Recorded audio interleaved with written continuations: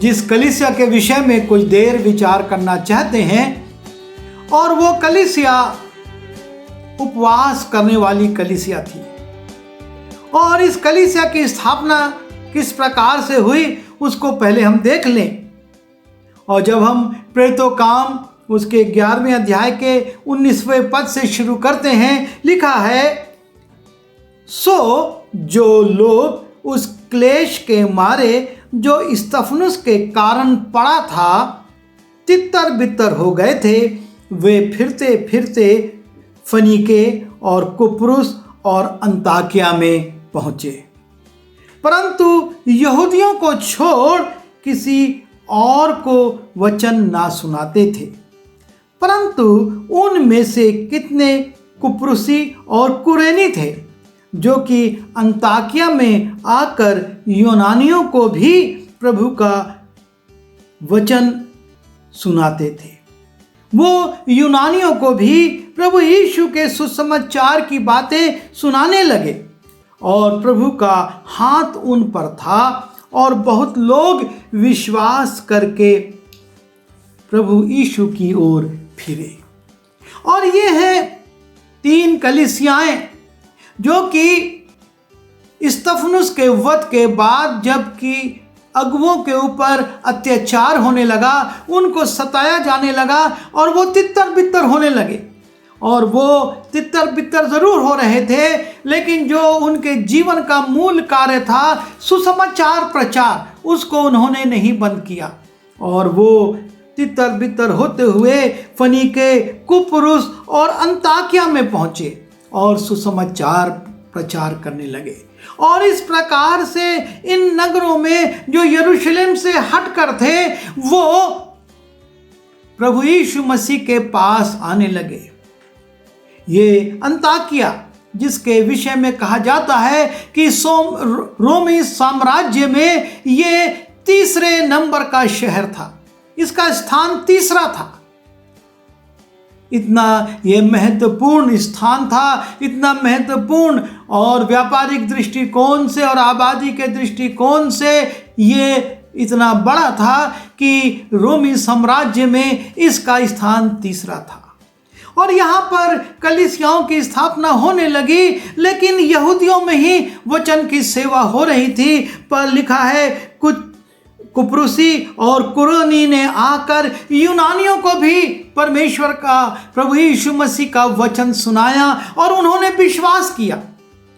और जब इस बात की चर्चा होने लगी यरूशलेम की कलीसिया में, तब उन्होंने अपने बीच में से बरनबास को भेजा कि जाओ और अंताकिया में देखो कि वहाँ पर किस प्रकार से यहूदियों और यूनानियों में प्रभु यीशु मसीह का वचन सुनाया जा रहा है। और लिखा है 22वें पद में, तब उनकी चर्चा यरूशलेम की कलीसिया के सुनने में आई और उन्होंने बरनबास को अंताकिया भेजा। अंताकिया में जो 9 कलीसिया स्थापित हुई थी, उसमें क्या हो रहा है, किस प्रकार से कार्य हो रहा है, कहीं भ्रामक शिक्षा या गलत शिक्षा तो नहीं आ गई है। और इसलिए यरूशलेम की कलीसिया बरनबास को भेजती है। और जब बरनबास वहाँ पहुँचता है तब वो देखता है, वहाँ पहुँचकर परमेश्वर के अनुग्रह को देखकर आनंदित हुआ और सबको उपदेश दिया कि तन मन लगाकर प्रभु के से लिपटे रहो। बरनबास ने जब अंताकिया की कलीसिया की स्थिति को देखा, वो आनंदित हुआ, उसको अच्छा लगा कि ये कलीसिया इस रीति से बढ़ रही है। और वो उनको उपदेश देता है कि तन मन लगाकर प्रभु से लिपटे रहो। और तब उसको महसूस होता है इस कलीसिया को और किसी बड़े अगुवे की आवश्यकता है जो इनको और भी अच्छी तरह से मसीही सिद्धांतों को समझाए। और तब लिखा है, तब शाऊल को ढूंढने के लिए वो तरसुस को चला गया। बरनबास सोचता है कि मैं शाऊल को लेकर आऊं, और वो तरसुस जाता है और जब उससे मिला तो उसे अंताकिया में लाया। और ऐसा हुआ कि वे 1 वर्ष तक कलीसिया के साथ मिलते रहे और बहुत लोगों को उपदेश देते रहे। बरनबास और शाऊल 1 वर्ष तक अंताकिया में प्रभु यीशु मसीह के वचन को सुनाते रहे, लोगों को सिखाते रहे। इस कलीसिया को वो आत्मिक रूप से मजबूत करते रहे। और तब जब लोगों ने शाऊल को और बरनबास के जीवन को देखा, उनके व्यवहार को देखा, उनके बोलचाल को देखा, उनके चरित्र को देखा, उनके खान पान को देखा, तो लिखा हुआ है चेले सबसे पहले अंताकिया ही में मसीही कहलाए। वो कहने लगे, अरे ये तो मसीह हैं, जिस बात की शिक्षा देते, जिस मसीहा का प्रचार करते, उसी मसीहा को ये जीते भी हैं। और इस प्रकार से अंताकिया की वो नई कलीसिया चेलों को एक नाम देती है, और वो है मसीह का। लेकिन जिस खास बात के लिए आज मैं इस कलीसिया की चर्चा कर रहा हूँ, और वो है इनका उपवासी जीवन। इनके जीवन में उपवास था। जब हम प्रेरितों काम उसके 13वें अध्याय के 1, 2 और 3 पद में जाते हैं, लिखा है, अंताकिया की कलीसिया में कितने भविष्यवक्ता और उपदेशक थे। परमेश्वर ने इस नई कलीसिया को बड़ा आशीषित किया, क्योंकि इनके जीवन में पवित्रता थी, परमेश्वर का भय था, और ये एक उपवासी जीवन भी जीते थे। हम आगे देखेंगे इस विषय में। और लिखा है कि उसको परमेश्वर ने वरदानों से भर दिया। आत्मिक वरदानों से ये कलीसिया भर दी गई, और कितने भविष्यवक्ता और कितने उपदेशक इस कलीसिया में हो गए। एक नई कलीसिया जो कुछ वर्षों पहले ही स्थापित की गई थी, उस कलीसिया में कितने भविष्यवक्ता और उपदेशक हो गए। और तब उनका नाम लिखा है, अर्थात बरनबास और शमौन जो कि नीगर कहलाता है, और लुकियुस कुरेनी, और देश की चौथाई के राजा हेरोदेस का दूध भाई मनाहेम, और शाऊल। अर्थात शाऊल और बरनबास को छोड़कर ये 3-4 लोग और कलीसिया में अगुवाई कर रहे थे और वरदानों से भरे हुए थे। परमेश्वर ने इनको भविष्यवाणी का वरदान दिया, इनको उपदेश करने का वरदान दिया। और तब ये अगुवे शांत नहीं बैठते हैं, लेकिन लिखा है 2 पद में, जब वे उपवास सहित प्रभु की उपासना कर रहे थे।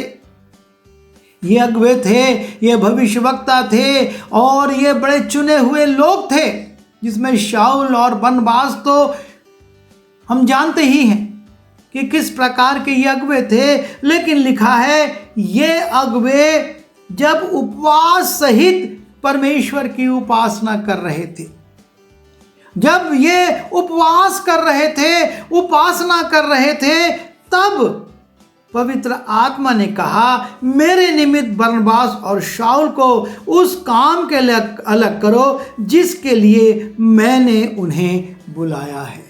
जब ये उपवास के साथ उपासना कर रहे थे, पवित्र आत्मा ने इनसे बातचीत करना शुरू किया, और पवित्र आत्मा कहती है कि शाऊल और बरनबास को तुम अलग करो, क्योंकि उनकी बुलाहट एक स्थान के लिए नहीं है। मैंने जिस निमित्त उनको बुलाया है कि वो अलग अलग क्षेत्रों में जाकर सुसमाचार प्रचार करें, इसलिए बरनबास और शाऊल को अलग करो। परमेश्वर उनकी उपवास की उपासना को देखता है और उनको आदेश देता है कि तुमको अब इस प्रकार से काम करना है। इन 2 अगुवों ने तुम्हारे बीच में 4 अगुवे खड़े कर दिए हैं जो कि आत्मा के वरदानों से भरे हुए हैं, और इसलिए अब तुम शाऊल और बरनबास को अलग करो। और तब लिखा हुआ है, तब उन्होंने उपवास और प्रार्थना करके वो अपनी मंडली में हर काम परमेश्वर की अगुवाई में करते थे, और उस अगुवाई के लिए वो प्रार्थना करते थे, उपवास करते थे। जब वो उपवास कर रहे थे और परमेश्वर की उपासना कर रहे थे, आत्मा ने उनसे बातचीत करी, आदेश दिया, लेकिन उस आदेश का पालन करने से पहले भी वो फिर से उपवास और प्रार्थना में चले जाते हैं। तब उन्होंने उपवास और प्रार्थना करके उन पर हाथ रखकर उनको विदा किया। उनके लिए शाऊल और उनके लिए बरनबास नींव का पत्थर थे। इन लोगों ने इन कलीसियाओं की स्थापना की थी, पर जब इन्होंने परमेश्वर की आत्मा की प्रेरणा से ये आदेश पाया कि इनको तुम उस उद्देश्य के लिए अलग करो जिसके लिए मैंने बुलाया है, ये उपवास करते हैं, प्रार्थना करते हैं और चेलों पर हाथ रखकर उन्हें विदा कर देते हैं। ये है परमेश्वर के वचन का आज्ञा पालन। उनके लिए ये बड़ा कठिन काम था। वो नई कलीसिया थी कि बरनबास और पौलुस को वो हटा दें, उनको भेज दें, पर जब आत्मा ने उनसे कहा वो उसके अनुसार करते हैं। जब हम उपवास और प्रार्थना में बैठते हैं, परमेश्वर की आत्मा आपसे और मुझसे भी बात करती है। आपको और मुझको भी कुछ आदेश देती है, कुछ नेतृत्व देती है और कुछ दिशा निर्देश देकर कहती है कि आपको और मुझको ये करना है। हम विचार करें, हम सोचें, जब हम उपवास और प्रार्थना में इन निर्देशों को पाते हैं तो क्या हम उनका पालन करते हैं और किस प्रकार पालन करते हैं। यहाँ पर भी वो उपवास नहीं छोड़ते, लेकिन लिखा है तब उन्होंने उपवास और प्रार्थना करके उन पर हाथ रखे और उन्हें विदा किया।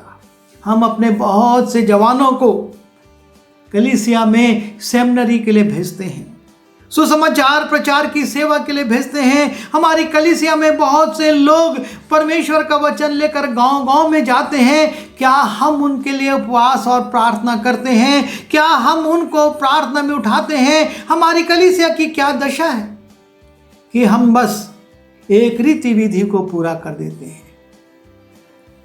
साल का उनको स्कॉलरशिप, पॉकेट मनी भेज दिया और हमारा काम पूरा हो गया।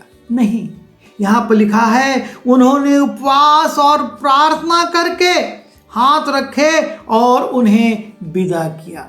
आज हमारे जवान जब जा रहे हैं, हम उनको कैसे विदा कर रहे हैं? आज जब हमारे बीच में से सेवक सुसमाचार प्रचार के लिए जा रहे हैं, हम उनको कैसे विदा कर रहे हैं? हो सकता है हम में इतना बल ना हो, इतनी शक्ति ना हो, इतना समय ना हो या परिस्थितियां ना हो कि हम उनके साथ जा सकें, लेकिन हम उनके लिए उपवास कर सकते हैं, उनके लिए प्रार्थना कर सकते हैं। ये लोग बरनबास और शाऊल के साथ नहीं जा रहे हैं, लेकिन उनके लिए उपवास कर रहे हैं, उनके लिए प्रार्थना कर रहे हैं, और इसका परिणाम है कि पौलुस की सेवकाई, बरनबास की सेवकाई बढ़ती गई। और जब हम अपने बच्चों के लिए, अपने जवानों के लिए, कलीसिया के अगुओं के लिए प्रार्थना करेंगे, निश्चय है कलीसिया की सेवकाई बढ़ेगी। अंताकिया की कलीसिया में वरदान थे, भविष्यवाणी के, उपदेश के, और वो उपवास के साथ उपासना करते थे। आज हम अपनी कलीसिया में देखें, क्या हम उपवास के साथ परमेश्वर की उपासना कर रहे हैं या नहीं? और यदि नहीं कर रहे हैं तो अभी भी अवसर है कि हम उपवास के साथ उपासना करना प्रारंभ करें, ताकि हमारी कलीसिया बांझ कलीसिया ना हो, लेकिन एक फलवंत कलीसिया हो और बहुत सारे फल परमेश्वर के लिए लाने वाली हो सके। बरनबास और शाऊल ने बहुत फल लाए और उसकी आशीष अंताकिया की कलीसिया को भी मिली। यदि हमारे लोग फल लाएंगे तो उसकी आशीष हमारी कलीसिया को मिलेगी। आइए प्रार्थना करें। प्रभु जी, हम आपके चरणों पर आते हैं, विनती करते हैं कि हमारे उपवास के जीवन को, हमारी प्रार्थना के जीवन को, हमारे उपासना के जीवन को और हमारे वरदानों के जीवन को प्रभु जी आप और बढ़ाइए। हम वरदान प्राप्त करके संतुष्ट ना हो जाएं, लेकिन लगातार उपवास करें, उपासना करें, ताकि प्रभु आपका दिशा निर्देश मिले, आपके आदेश मिले और उसके अनुसार हम काम करके आशीषित हो सकें। प्रभु जी हमारी कलीसिया से भी बहुत से लोगों को भेजिए जो कि सुसमाचार प्रचार करें और उनके लिए हम प्रार्थना कर सकें, उपवास कर सकें। विनती यीशु मसीह के नाम से मांगते हैं,